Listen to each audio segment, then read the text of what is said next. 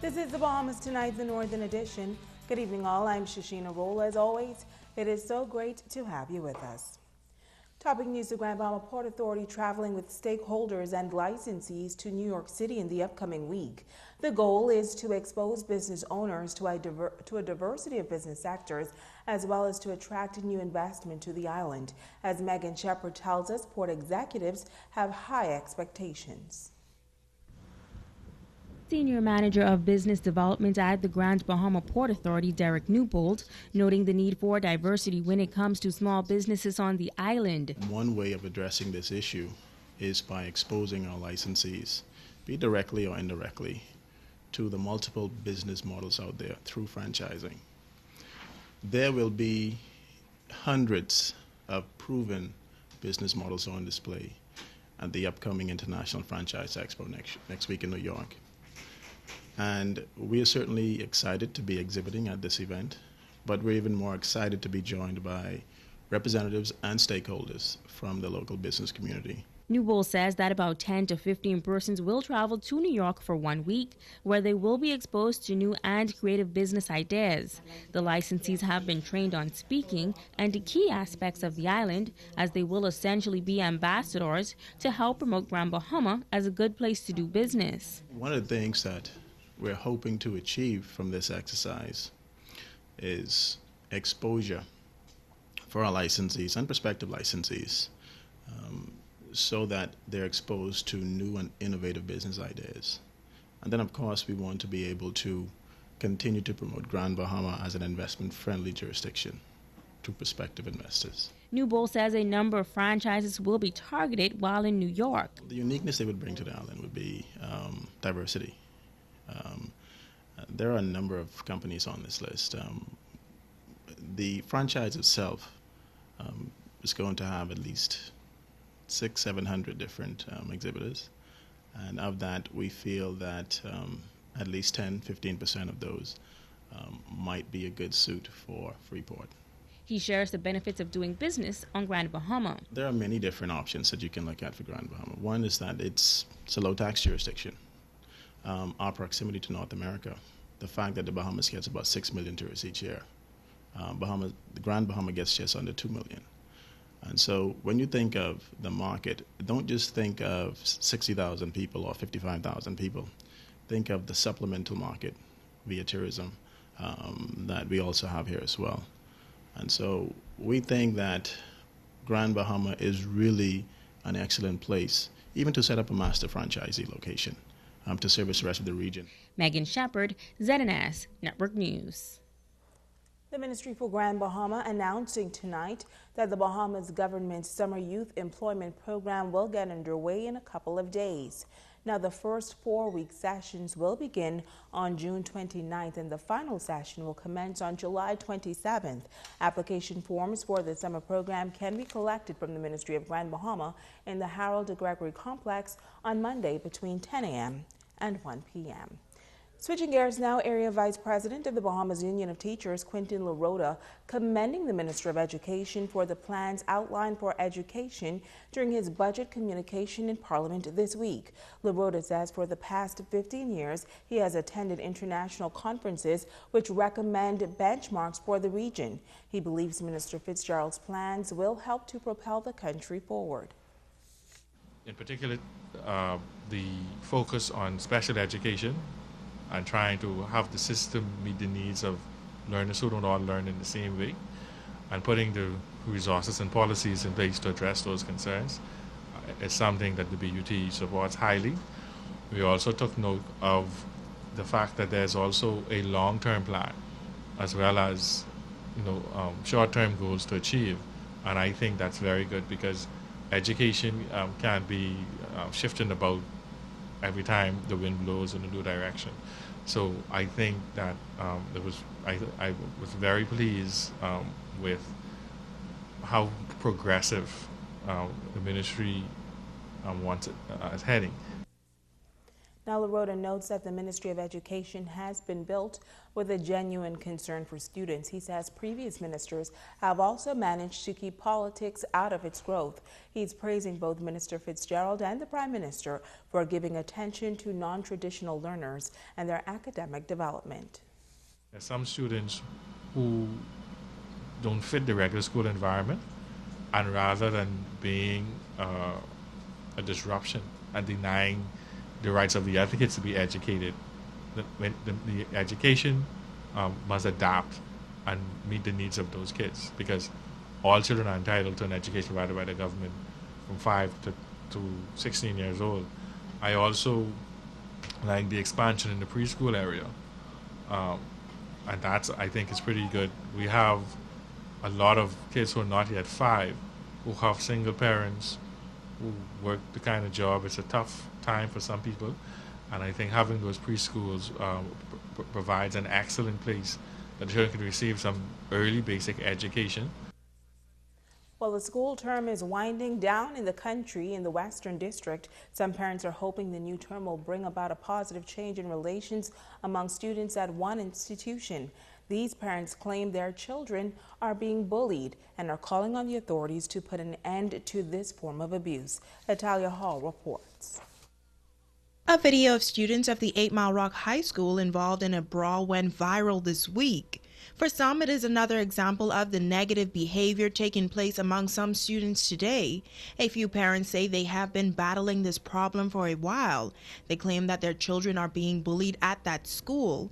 Janine Christie says her 7th grader is a victim of bullying and it's having a serious impact on her child. From the past several weeks, I've been back and forth to the school for children bullying my child, begging her for lunch money and just terrorizing her for no apparent reason. We've been back and forth to the office, and no one has given me no reason or no satisfaction. I'm just kind of tired of it. And yesterday, she was threatened by a few students, letting her know that today is the last day of school and we will deal with you after school. A grandmother of another student says she is experiencing a similar problem and something must be done. She came to me on numerous occasions complaining about being bullied by students of a higher grade, but she's begged me not to go to school because she's afraid of what will happen when she returns to school. And so I am really concerned about that bullying situation that is taking place right now. As a parent, I believe in education, and if I can't educate my child in a safe environment, then what am I to do? She's going to fall prey to society. You understand? I need her to be educated in a safe environment. Dolores Fitz says she was on her way to pick up her granddaughter from school one day and witnessed a fight. I witnessed 2 girls fighting, and another fight was going on. Actually, there were 2 fights.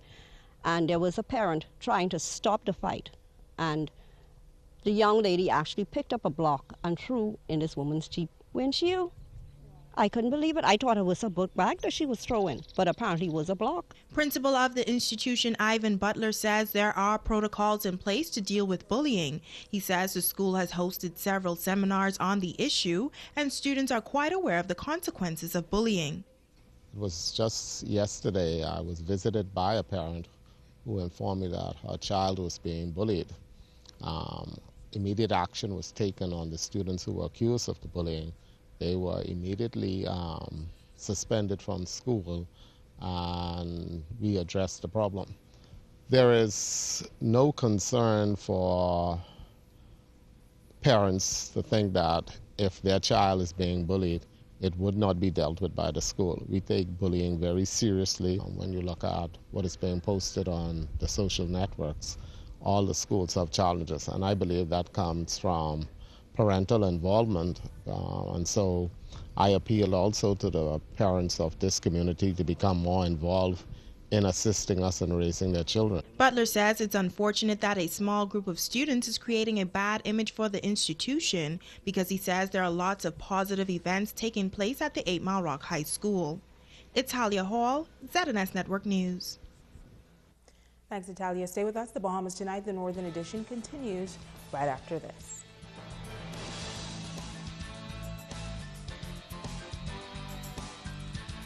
Bringing news that matters to you. You're watching the Bahamas Tonight, Northern Edition. Welcome back.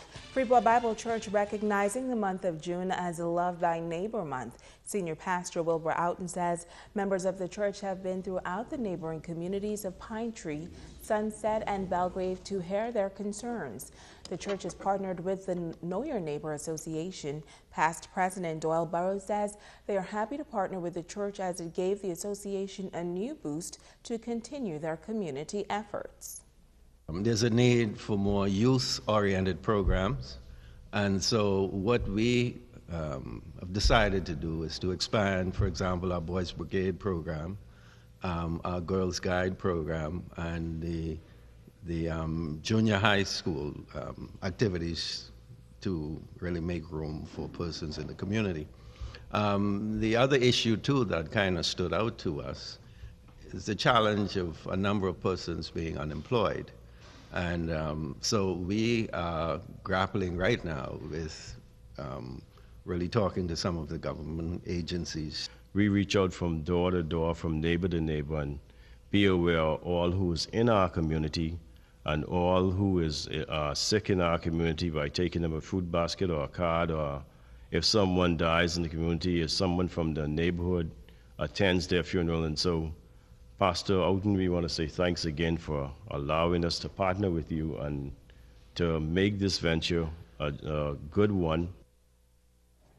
Now this Saturday, Freeport Bible Church will host a family fun day at the C.A. Smith Park.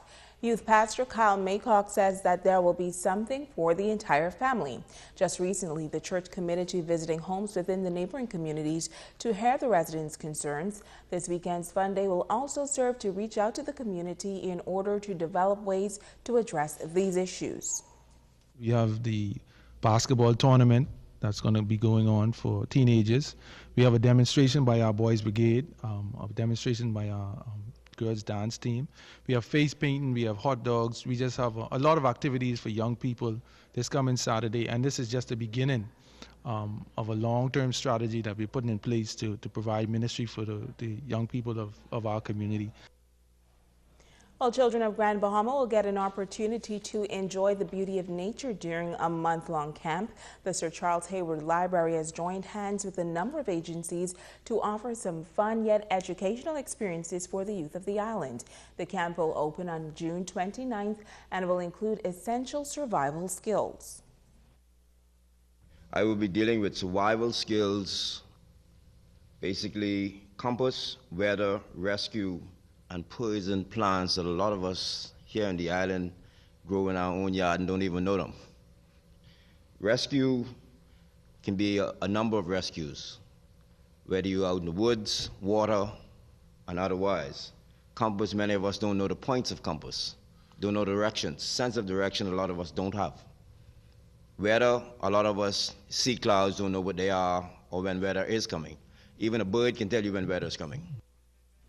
Keith Cooper of the West End Eco Fishing Camp says the youngsters can expect a few practical fishing lessons as well. We're going to talk about the fishing habitats in the areas around West End, but more importantly, we're going to take them out on the docks and on the rocks and show them actually how to handle a handline fishing, which we bought one here so you have an idea. We're going to show them how to put weights on the fishing line, how to put their hooks on the fishing line, but more importantly, in order to catch the fish, they got to know how to put the bait on the hook. So these are going to be some of the fun things that we're going to be teaching the children during that special day in West End, and we're really happy to have the Freeport children finally come to West End and really hang out with the West End children. Sounds like fun. Well, a local technical institute finding creative ways to raise funds for the school. A total education center in Hawksville will host a Spring Fest tomorrow on the grounds of the old Hawksville High School beginning at noon.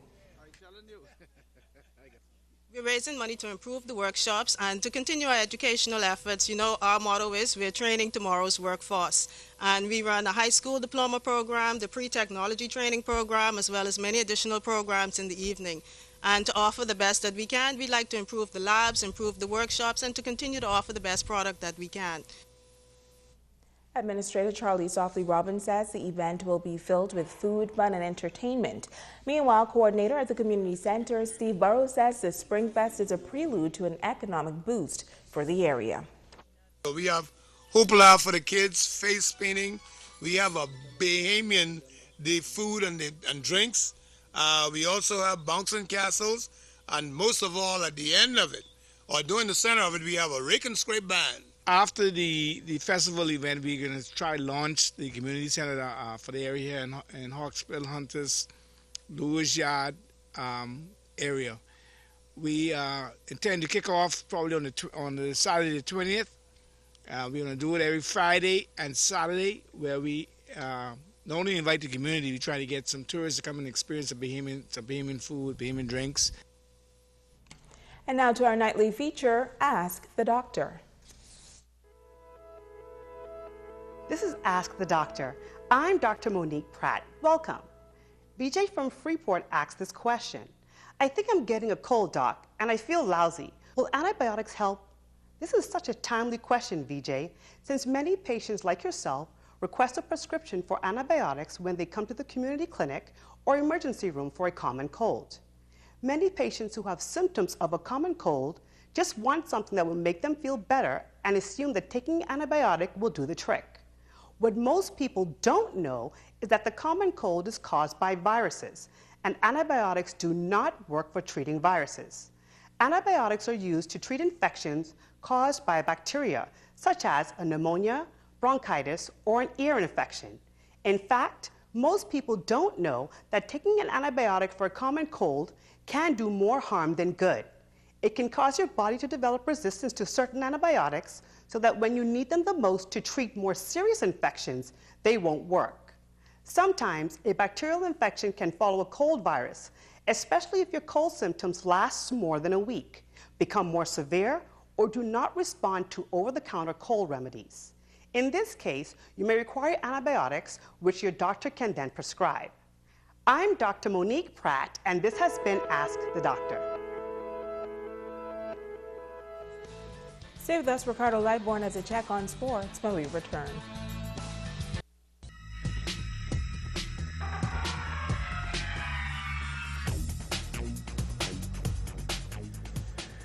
Hey everybody, and welcome to Sports with Ricardo Lightborn. Dio McKinney is celebrating today. I remember when I was 17 years old, I had an afro and a little bit of a mustache and pretty good eyes. Yep, Sheena's still trying to remember. She'll tell us at the end of the newscast. Grand Bahama Tennis Association and Grand Bahama Lawn Tennis Association has simply put their differences aside, folks, to unite as one. Well, for more on this, let's go to our Kimberly Munnings. Prior to 2015, the GBTA and GBLTA functioned as separate associations. Both Bahamas Lawn and Tennis Association recognized, having ties to the International Tennis Federation. However, good news for tennis on Grand Bahama Island. A steering committee to unite the associations was formed recently. Natishka Barrett, committee member, says the past is the past, and both associations are moving forward as one to revitalize tennis on the island. We had to find a way to merge them and come back together as one. So I'm very happy to say that I was a part of the reorganization, going ahead as one organization. We've put the past behind us and we've combined the resources so that we now can work on revitalizing tennis in Grand Bahama for recreational players as well as for juniors. Now that the associations have come together as one, Barrett feels tennis is sure to excel, noting that by having past presidents of the GBTA and GBLTA on board, the unified association has the best of both worlds. The record shows that not very much was done in terms of being separated as two associations.